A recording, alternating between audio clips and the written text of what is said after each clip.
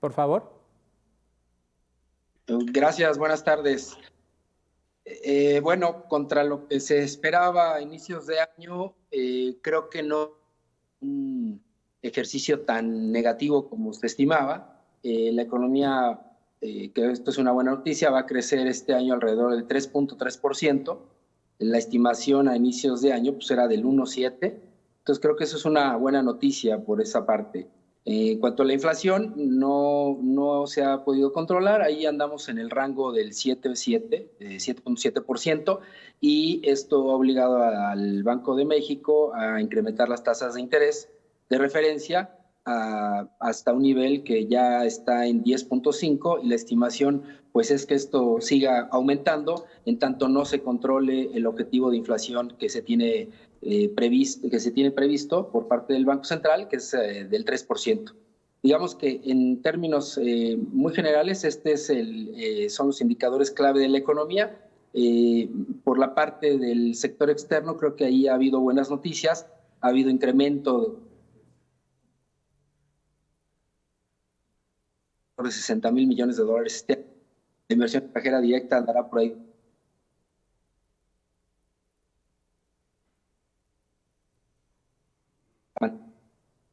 19.30 más o menos, 19.50, contra un estimado que se tenía en inicio de año de arriba de 25 por peso.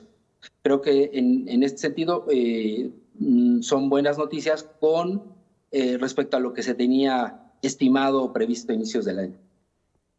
De acuerdo, muy bien. Horacio Sánchez, de acuerdo con lo que nos dice tu tocayo, este crecimiento es mayor a lo esperado. Sin embargo, después de esta caída en 2020 de más de 8 puntos en el crecimiento, todavía estamos lejos de alcanzar los niveles que teníamos al inicio de la administración.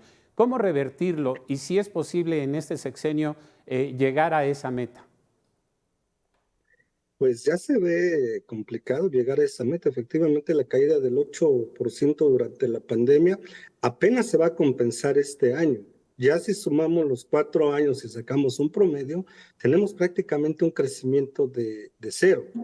Es una buena noticia el hecho de que este año la economía crezca alrededor del 2.7%. Sin embargo, perdón, del año pasado, del 2022, para este año los pronósticos apuntalan a que la economía crecerá un poquito superior al 1%, lo cual hasta cierto punto sigue siendo insuficiente, ya que si sumamos los 5 años del actual sexenio, híjole, no llegaríamos ni al 0.5%. Hay elementos externos que este año se deben de contemplar, adicionalmente a los internos. Ya mi tocayo señalaba los indicadores de la inflación, por ahí también del tipo de cambio. La inflación es un elemento que este año va a seguir por encima de la meta de las autoridades monetarias. Esto va a estar por encima del 4%. El pronóstico del Banco Central es del 5% para este año de inflación. Insisto, todavía por encima del rango o propósito que tienen.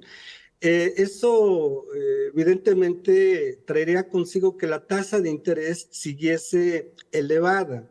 En 2022 la tasa de interés acabó el año en 10.5%. Es muy alta. Creo que en los últimos 20 años no se había visto una tasa de interés de esa magnitud, cuando en Estados Unidos no rebasa el 5%, es decir, hay un diferencial importante.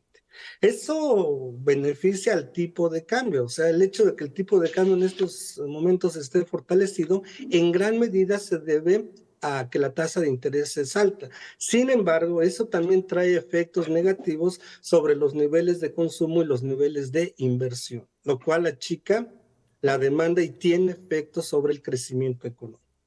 Entonces, ahí está un fundamento de por qué el crecimiento económico para este 2023 se va a desacelerar y va a acabar, de acuerdo a las proyecciones de la CEPAL, en 1.1%, lo cual no es buena noticia. Sí, entonces tendremos en el panorama una desaceleración de la economía. Bueno, ya hablamos de la macroeconomía, de los números que finalmente sí son favorables para todos nosotros. Sin embargo, ¿qué pasa cuando la familia mexicana se sienta a la mesa, Horacio Sánchez, y pues no le alcanza lo suficiente. Son 4 de cada 10 que tienen este dilema de no poder costear el alimento que hay que llevar a casa. ¿Qué está pasando con ese factor de la economía y qué tanto pesa en el ánimo de los analistas como ustedes? Hay un elemento importante que yo rescataría. Creo que algo que el gobierno actual, pienso yo que le ha metido mano es a la parte del salario mínimo. El salario mínimo en los últimos años se ha incrementado. No obstante eso, híjole, aquí habría que ver algunos datos. Cuando miramos que el 56% de los trabajadores están localizados en la informalidad, de entrada, estos trabajadores no se ven impactados por el incremento en el salario mínimo. Si nos vamos a la parte formal, en la parte formal únicamente el 20% de los trabajadores ganan un salario mínimo. Es decir, ya al abordar de manera integral esto, observamos que solamente 2 de cada 10 trabajadores se ven beneficiados en los incrementos del salario mínimo. El otro 80% o los otros 8 trabajadores no se ven beneficiados. Ahí el salario real ha disminuido.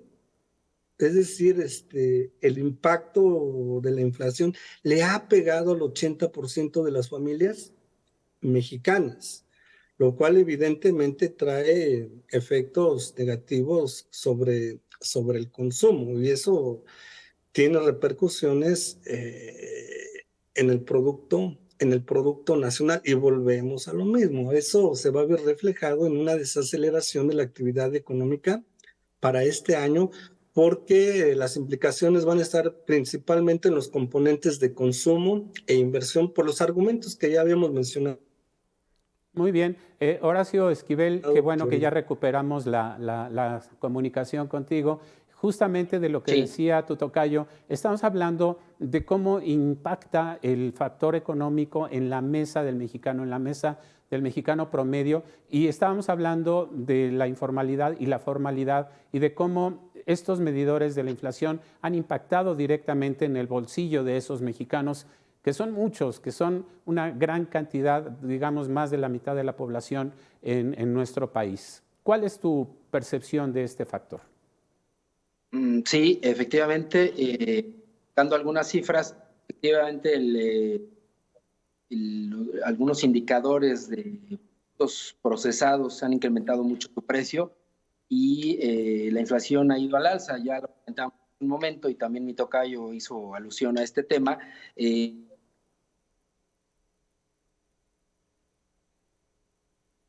Que dependen del salario para subsistir. Entonces, yo creo que de ahí viene la preocupación principal del Banco de México por tratar de controlar la inflación y de ahí esta necesidad de estar incrementando las tasas de interés. Lamentablemente, se vuelve un círculo vicioso porque en la medida que siguen incrementando las tasas de interés, pues la inversión cae y también tiene restricciones sobre el crecimiento y el empleo, ¿no? Entonces, esperamos que estas medidas de control de inflación den resultados. Se estima que a lo mejor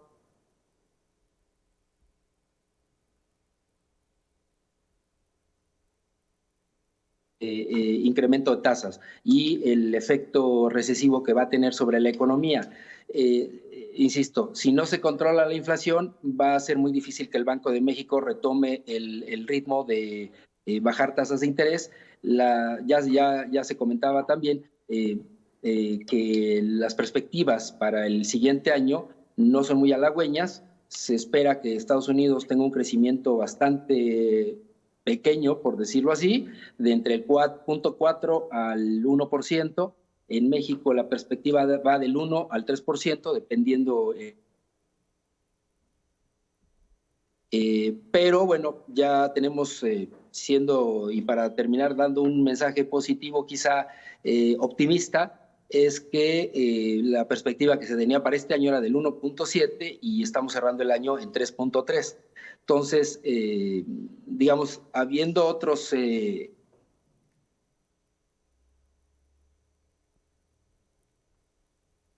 presiones fiscales o la estructura del gasto que tiene el gobierno, creo que podríamos más o menos brincar la brecha de por lo menos el primer semestre del 2023.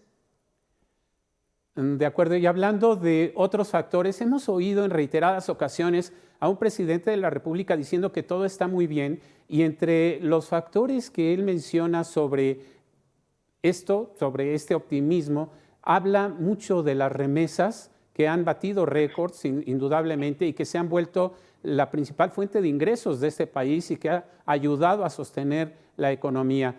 ¿Qué tanto es de verdad el mérito de un gobierno de la República el hecho de que paisanos que trabajan en otras latitudes envíen el producto de su trabajo a México? Vamos contigo ahora, Horacio Sánchez. Yo creo que es un mérito negativo. Cuando los connacionales se van hacia Estados Unidos es porque aquí no tienen formas de desarrollo. Lógicamente, pues nuestro país se pierde mano de obra, a veces un capital humano importante, pero insisto, eso tiene que ver porque aquí en nuestro país no encuentran las condiciones necesarias para poder desarrollarse. Qué bueno que las remesas se estén incrementando porque eso tiene efectos positivos sobre muchas familias que viven en regiones lastimadas. Es un aliciente el hecho de que lleguen esos recursos hacia esas zonas. Yo creo que la preocupación del gobierno, más que presumir ese indicador, es generar las condiciones dentro del país, generaciones que tengan que ver con empleos, como dice la Organización Internacional del Trabajo, empleos decentes que les proporcionen a los trabajadores mejores niveles de bienestar y eso relativamente también a sus familias. La estrategia debe de estar enfocada a eso. Creo yo, y lo he dicho en diversos foros, creo que aún yo no alcanzo a visualizar una estrategia que tenga en el centro ese propósito. Pasa por elementos, por ejemplo, el fortalecimiento del sector industrial. Ahí creo yo que todavía hay saldos negativos. Nosotros esperemos que en estos últimos 2 años se genere una estrategia y se puedan empezar a construir esos cimientos. Esa sería la verdadera estrategia de desarrollo para el país y que los paisanos que se van hacia Estados Unidos en el mediano y en el largo plazo pues ya no se vayan. Pero para ello, insisto, deben de tener las condiciones dentro del país. Horacio Esquivel, vamos a cerrar con 1 minuto cada quien sobre las perspectivas de la economía para México en este 2023. ¿Qué esperamos los mexicanos de a pie de la economía y cómo podríamos encarar posibles turbulencias en el camino? Empezamos contigo. Sí, Horacio Sánchez. Horacio Esquivel, perdón. Sí, ok. Sí, tenemos perdida la comunicación, entonces vamos a abrir contigo, Horacio Sánchez, sobre este pronóstico. Sí, las perspectivas son hasta cierto punto de incertidumbre. Nosotros estamos muy sujetos a qué va a suceder con el conflicto bélico entre Rusia y Ucrania, que sigue siendo un factor importante para la mayoría de economías en el mundo. Eso ha traído como consecuencia el incremento del precio de las materias primas y de los energéticos. Eso le pega directamente a la inflación. Otro elemento que tenemos que contemplar para este año y el próximo 2024 es el comportamiento de la economía en los Estados Unidos. Nuestro país está muy ligado a la economía de los Estados Unidos. Nuestra relación comercial con aquel país es de cerca del 80%. Entonces, lo que allá suceda tiene fuertes impactos sobre la economía nacional. Hay cifras que se han manejado bien al momento. Creo yo que el gobierno ha sido muy prudente en términos de endeudamiento y en términos de déficit fiscal. Son dos indicadores que se han cuidado mucho. Nosotros esperamos que se siga por esa ruta. El otro elemento que tiene que ver con la inflación, pues va a permanecer durante el próximo año. Para 2022 la inflación cerrará, como decía mi tocayo, cerca del 7.7%. Para 2023 el pronóstico de Banco de México es que sea del 5.6 y que arribemos a la meta del Banco de México hasta 2024, es decir, arribita del 3%. Eso implica que la tasa de interés también irá descendiendo, pero muy lentamente. Es decir, este año todavía tendremos una tasa de interés alta. Y eso efectivamente le pega a otros indicadores que ya hemos señalado, que son el consumo y la inversión. Bien, Y al verse afectados estos factores, la demanda agregada disminuye pegándole al crecimiento económico. bien. Horacio Esquivel, finalmente tu pronóstico para 2023. ¿Me escuchan ahí? Escuchamos bien. Adelante. Sí, bueno, mi pronóstico para el año entrante es de una inflación de alrededor del 7%. Esperamos que vaya bajando. Ya lo comentaba también mi tocayo. La tasa de interés va a llegar al 11% en el primer trimestre y luego irá bajando gradualmente en la medida que la inflación se controle. Entonces, aquí dos temas. El principal, que es el crecimiento económico, la estimación de Hacienda es del 3.3, perdón. No creo que se alcance, pero esperamos ahí que se logre al menos una meta del 2%. Algunas estimaciones hablan del 1%, pero son muy cambiantes. En cuanto al tipo de cambio, esperamos que sea del 20 pesos por dólar. Y finalmente, yo creo que en cuanto al déficit de cuenta corriente, no será un problema para la economía. Yo creo que los principales temas que trae ahorita la economía son, decía yo, la estructura del gasto que trae el gobierno, porque ya está mandando demasiado dinero hacia gasto social, gasto en programas sociales, y el otro es la perspectiva inflacionaria y las presiones fiscales que comentaba yo hace un momento. Muy bien, pues yo quiero agradecerles a ambos el panorama que nos han dibujado sobre la economía para este año. Espero que estas aportaciones muy valiosas nos sirvan a todos para también saber cómo proceder como jefes de casa, de familia y sobre todo generar ahorro y saber emplear el gasto adecuadamente. Así que a los dos, muchísimas gracias. Un Al saludo, contrario, Gastón, gracias. un saludo, tocayo. Hasta luego. Gracias, Tocayo. Hasta luego, gracias. Tenemos mucha más información antes esta pausa.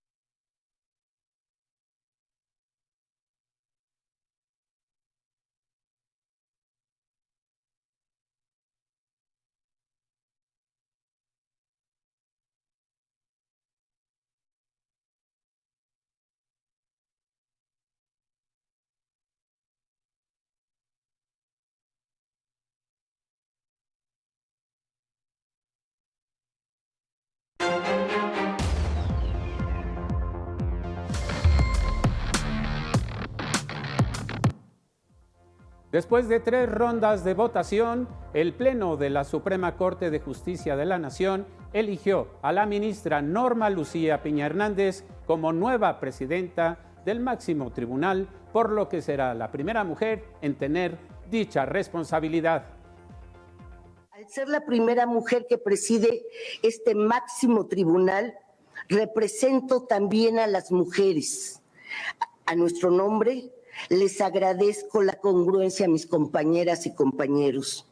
Reconozco la importantísima determinación de la mayoría de este tribunal pleno de romper lo que parecía un inaccesible techo de cristal. Esta es una parte de su primer discurso a la cabeza del máximo tribunal del país. Si estoy pronunciando estas palabras es porque la mayoría de mis compañeras y compañeros me honraron con su voto. Depositaron en mí su confianza, sus anhelos, también sus inquietudes de cómo se debe guiar a la Suprema Corte de Justicia de la Nación y al Consejo de la Judicatura Federal por el camino que nos marca nuestra Constitución, que no